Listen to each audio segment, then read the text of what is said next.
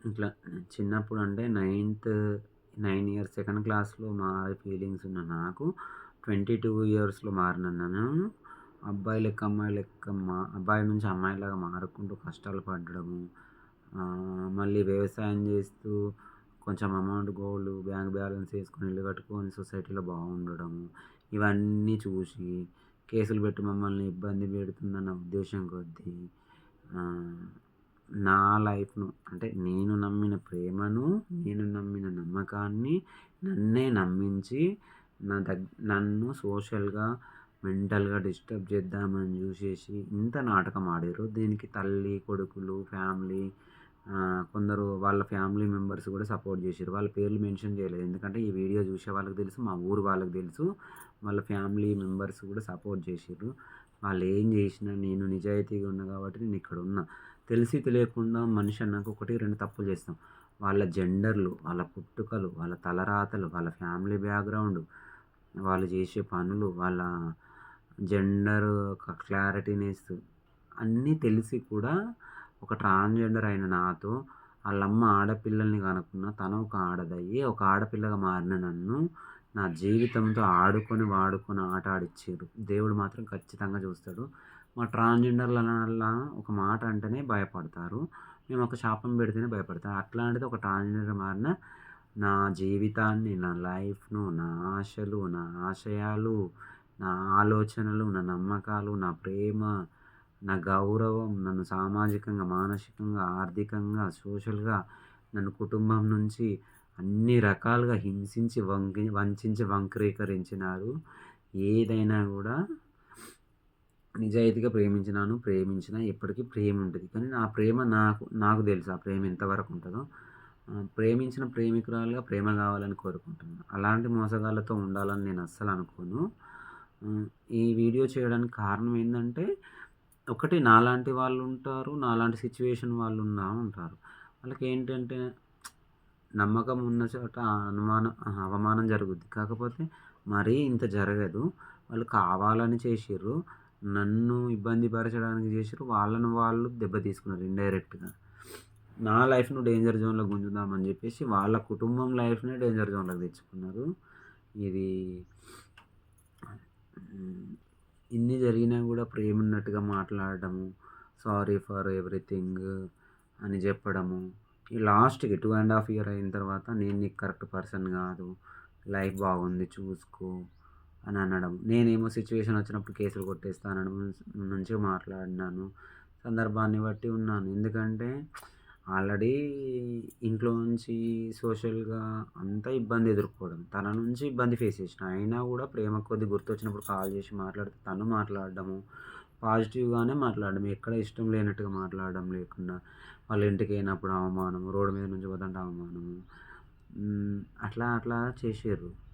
ఎన్ని చేషినా గూడా నేను ప్రేమ ఉంది కాబట్టి ఓర్చుకున్నా. ఒక ఆడపిల్లగా మారిన నన్ను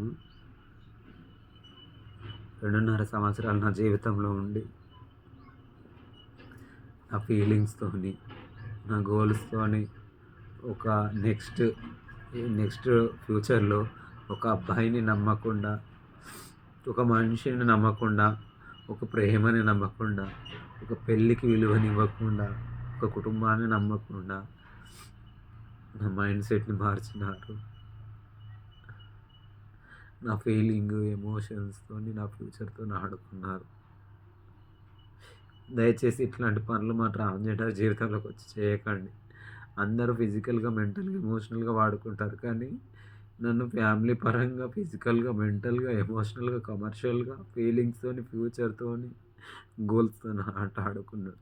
ఇవన్నీ ఫేస్ చేసుకుంటూ కూడా నేను డిగ్రీ ఫైనల్ ఇయర్ ఎగ్జామ్స్ రాయడము, వ్యవసాయం చేయడం, ఒంటరిగా ఉండడం, గుర్తొచ్చినప్పుడు సూసైడ్ టెండెన్సీ, పోలీస్ స్టేషన్‌కెళ్ళి రావడం, కోర్ట్‌లకెళ్ళి రావడం, లీగల్‌గా యాక్షన్ తీసుకోవడానికి ట్రై చేయడము చేస్తున్నా. ఎందుకంటే డబ్బులు తీసుకుంటేనేమో డబ్బులు తీసుకున్నారని, ఫైట్ చేస్తేనేమో ఫైట్ చేసిందని, క్లోజ్ చేస్తేనేమో క్లోజ్ చేసిందని.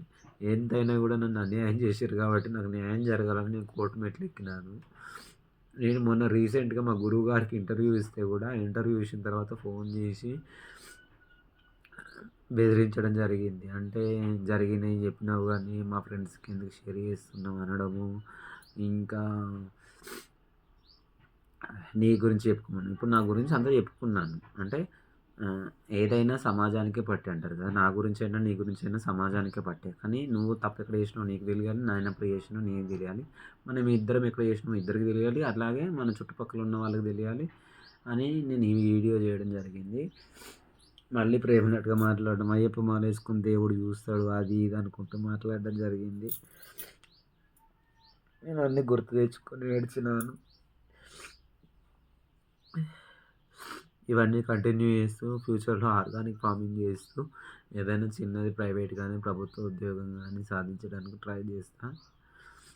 చాలా ఫేస్ చేసినాను. సొసైటీని, ఫ్యామిలీని, సొసైటీ నుంచి స్టడీ, పోలీసులు, లాయర్లు, మెడికల్, సోషలు అన్ని డిపార్ట్‌మెంట్ నుంచి ఫేస్ చేసినాను. నమ్మినోడే నన్ను నమ్మక ద్రోహం చేసినా గూడా ఈరోజు ఎదుర్కొని నిలబడ్డాను.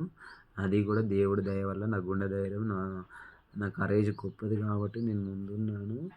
దీనికి కొందరు ఫ్రెండ్సు ఆహ్, కొంత సోషల్ మీడియాలో ఫ్రెండ్సు అలాగే నాకు తెలిసిన ఒకరిద్దరు ఫ్రెండ్స్ నాకు కొంచెం నన్ను మానసికంగా ధైర్యం ఇచ్చినారు. సొసైటీ నుంచి కొందరు, ఫ్రెండ్షిప్ నుంచి కొందరు, కమ్యూనిటీ నుంచి కొందరు అందరికీ థ్యాంక్ యూ. అలాగే దేవుడికి కూడా థ్యాంక్ యూ. జీవితంలో ఈ 35 ఏళ్ల వయసులో అన్నీ ఎదుర్కొన్నాను. ఇక ముందు కూడా భవిష్యత్తులో నా కోసం నేను పోరాడతానని, నాకు నచ్చిన విధంగా జీవిస్తానని, నాకు నచ్చినట్టుగా ఉంటాను. ఎవరికీ ఇబ్బంది చేయకుండా నాకు నచ్చినట్టుగా నాకు నచ్చిన జీవితం ఎదుర్కొంటాను. అలాగే ముందు ముందు నాకు మంచి భవిష్యత్తు ఉండాలని కోరుకుంటున్నాను. ఈ వీడియో చూసినందుకు అందరికీ థ్యాంక్ యూ. ఇది చేయడానికి కారణం ఏందంటే ట్రాన్స్‌జెండర్ జీవితంలో అందరూ రెగ్యులర్‌గా అలానే ఉండకుండా ఇలాంటి జీవితం గూడా ఉంటుంది. ఇట్లాంటి సిట్యుయేషన్ గూడా ఉంటాయని తెలియజేయడం కోసము ఈ వీడియో చేయడం జరిగింది. దయచేసి అందరూ లైక్ చేయండి, షేర్ చేయండి, ఫాలో చేయండి, సబ్స్క్రైబ్ చేయండి. Thank you so much.